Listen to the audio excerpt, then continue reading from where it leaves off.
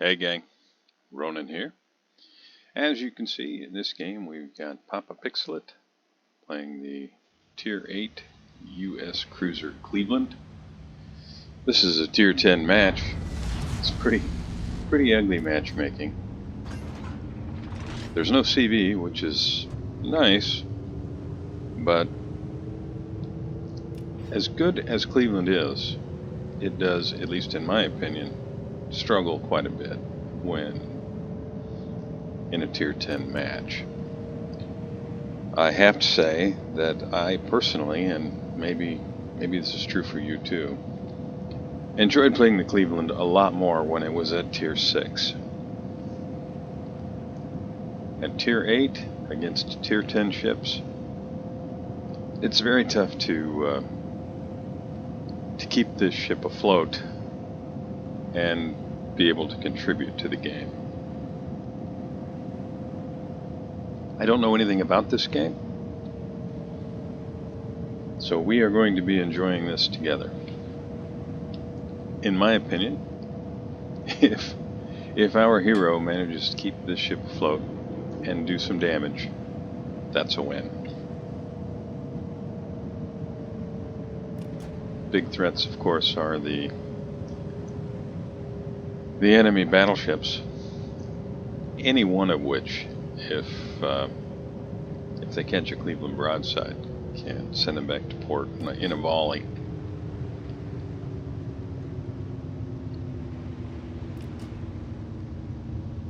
There are some torpedo threats.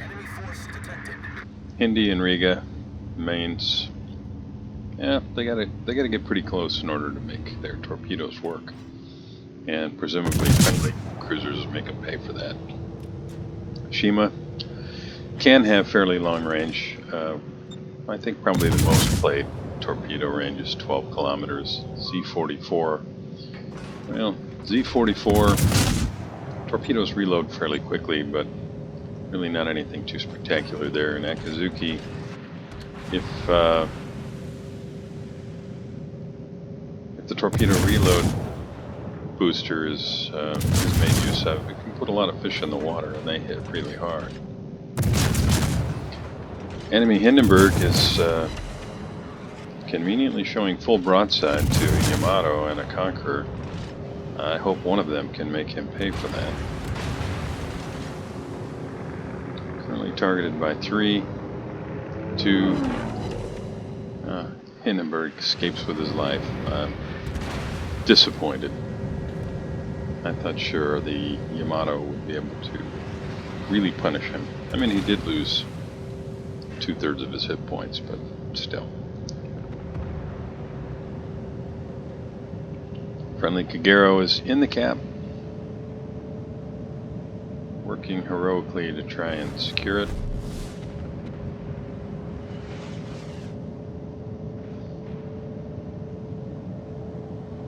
Not sure about the wisdom of the Kagero kind of crossing broadside, but presumably knows what he's doing. It's not his first time playing the ship. You can see on the other side, we got the enemy Shimakaze. He's at Foxtrot 2. Got the Z44, Echo 7. So it does kind of force you to presume that that smoke cloud you're seeing, more or less due north there, is the Akazuki. Akazuki can spit out a lot of shells, so gotta be careful here. And Kagero looks like he's trying to get an angle to get torpedoes into that smoke. So Papa Pixelit is 6 kilometers from the Kagero, which would make the Kagero 8 kilometers from the Sovietsky Soyuz. So he might be able to do a dual purpose trap, getting torpedoes to run through the smoke, potentially hitting the destroyer, with some chance of landing on that battleship.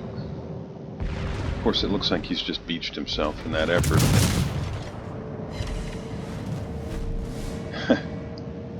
And the Akazuki is going to Yeah, he's going to continue to put shells into that smoke and hope to catch in the Kagero.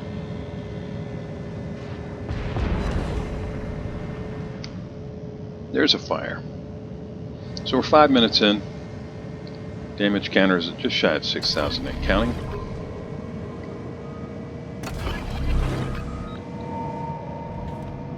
And shots out on the Akazuki.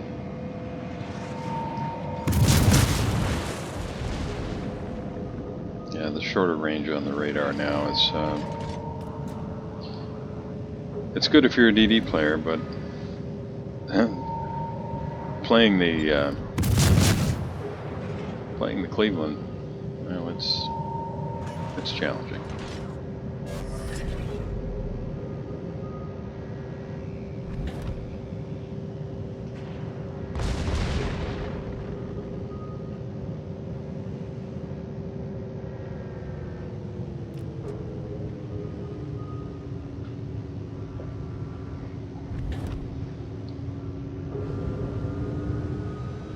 Awfully close to the island, but he does manage to make the turn.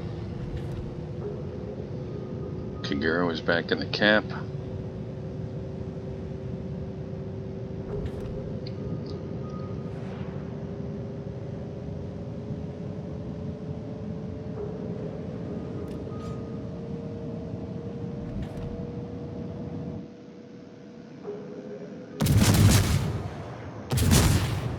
And working that HE.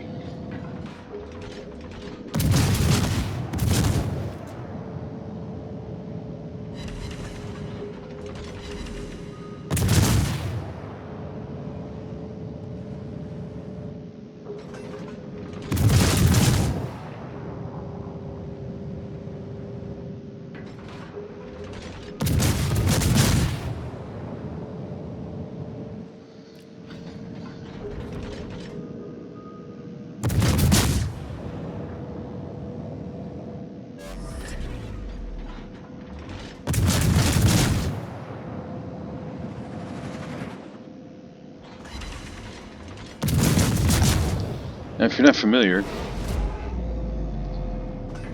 the U.S.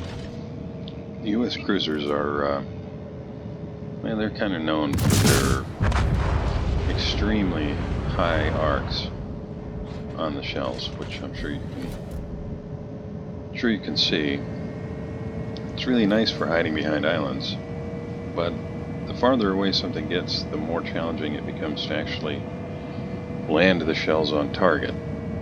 Especially something like a destroyer, because if they can see you, they know when you fired, and they can easily change course and speed between the time that you fire and the time your shells are going to arrive. At closer ranges, Cleveland is just an absolute monster and will shred a destroyer, but getting close and being able to do that is pretty tough. Good guys are down 2 destroyers, lost a Holland and a Kagero. Bad guys have lost the Z-44.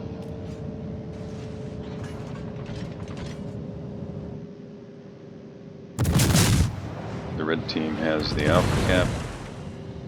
Good guys have the Bravo cap, and it looks like the red team are potentially going to end up with Charlie, although the friendly Jutland is moving to stop that. We'll see how much success he has. I wish him luck. And there's fire number 3. That is a scary amount of AP heading your way there, Pop Fixlet. And it goes dark.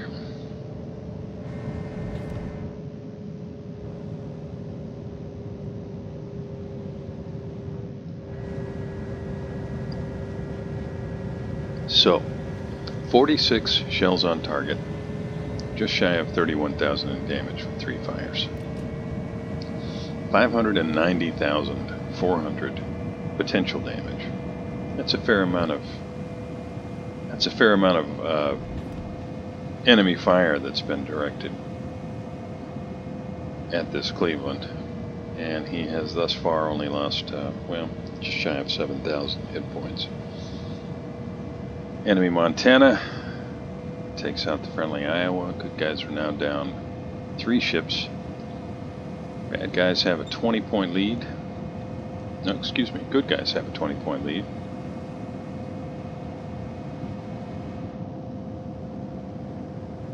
Owing, I think, entirely to the fact that the Bravo cap was secured early. But that, you know, that's subject to change, depending upon what happens at Charlie Cap and whether or not anyone else gets sunk. Keeping an eye on the North Carolina guns. They do seem to still be trained on the Petropavlovsk. Petropavlovsk finished off the enemy Shimakaze, extending the good guys' lead. 13 shells on target, 11 non-penetrations. That's that's a little frustrating. Guessing, it's just a guess, that our hero may not be running IFHE.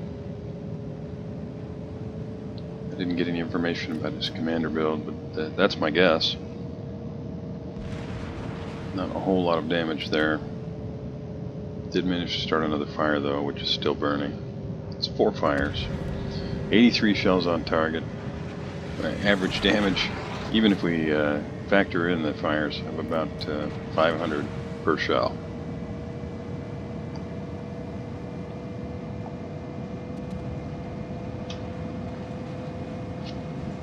As I mentioned earlier, this ship in a battle with Tier 10 battleships is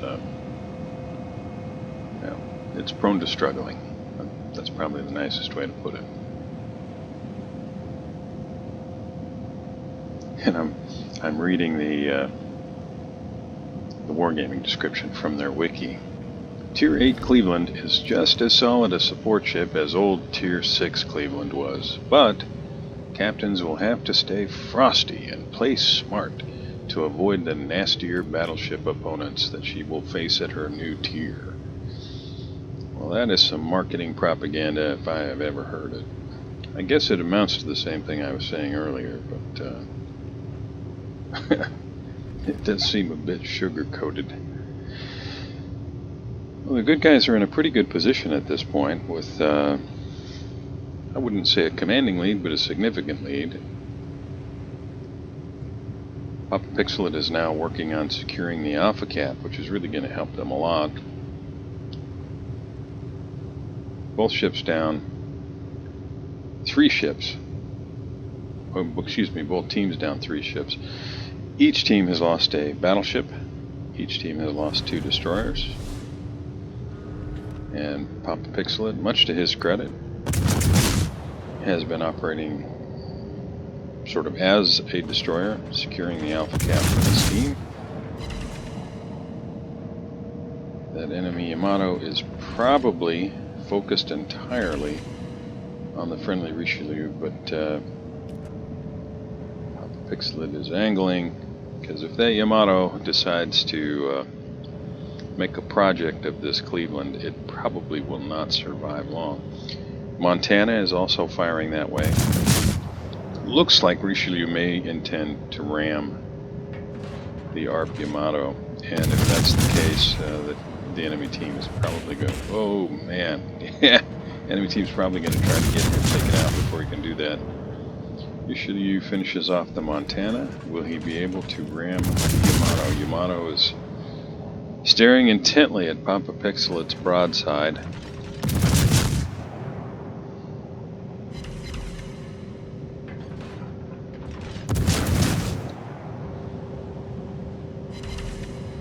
There's fire number 5 and 6. Richelieu is not trying to ram. He's apparently thrown on the brakes. And the Yamato's guns are swinging around the other way. Is he targeting Des Moines? So, looks like there's an island in the way, but his guns do seem to be pointed that way. No, he's swinging them back around to Papa Pixelet. Papa Pixelet is angled pretty well as you can be against those gigantic VW bus-sized shells. Yep, that hurt. 155 shells on target for 55,000 damage, 6 fires, and a solo cap. That's that's pretty amazing. Keeping the guns hot.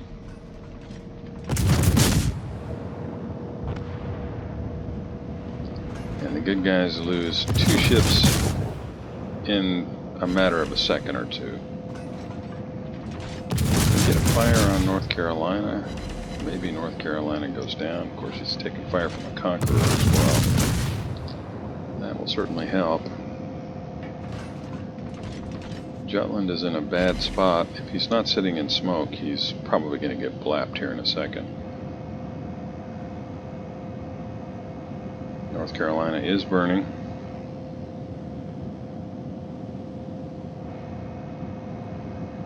Interesting name.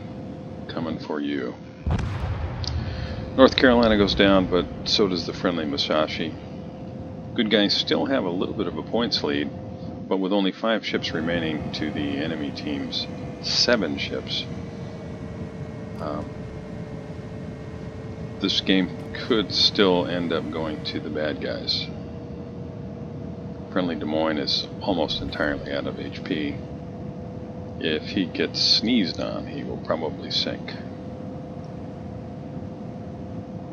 And he's got a Worcester and a Yamato out there to contend with, so he's going to have to work really hard to avoid being seen. You can see his hit points climbing. Will it be enough? Conqueror and Yamato on this side, working to contain the Mainz-Riga-Hindenburg combination.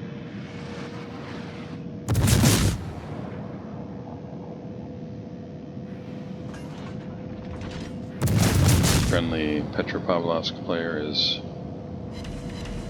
exhorting our hero to turn around and kite away. Might be good advice. Sovietsky Soyuz seems to be targeting him now. And at this range, the Russian battleships are very accurate.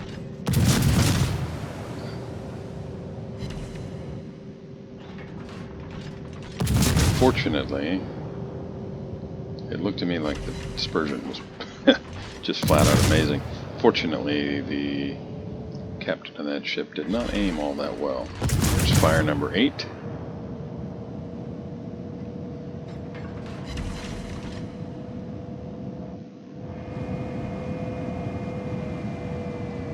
Which is continuing to burn.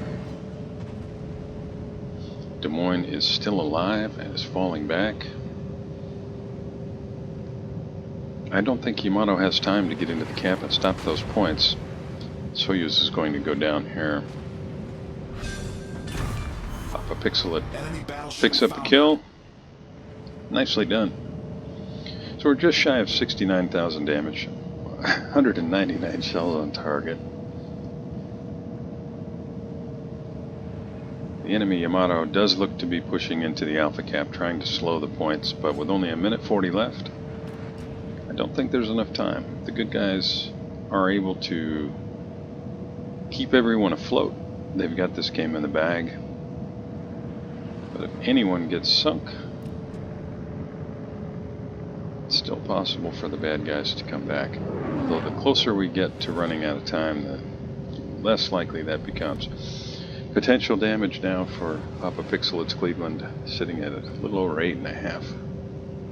8.5. Well, 851,000 damage. That's quite a bit for a Cleveland. Against tier 10 shells, that's a pretty remarkable feat to have that much potential damage and still be afloat. Bad guys, realizing there's less than a minute left, are making a heavy push here. It looks like, yeah, Hindenburg goes down, and this one is really all over. Bad guys down to 5 ships. Good guys still have 4, but you only need 53 points to win, and the clock is about to run out. 35 seconds remain. There's just not enough time for the bad guys to sink enough good guys' ships to have any chance of winning here. Papa Pixelit, great game. Thanks very much for sending the replay file in. It was fun to watch, and I think you did a really remarkable job. This ship is not easy to play in a tier 10 match. To those of you here with us, really appreciate you spending some time here. Please consider liking and subscribing. Hope you enjoyed this, and I'll see you next time.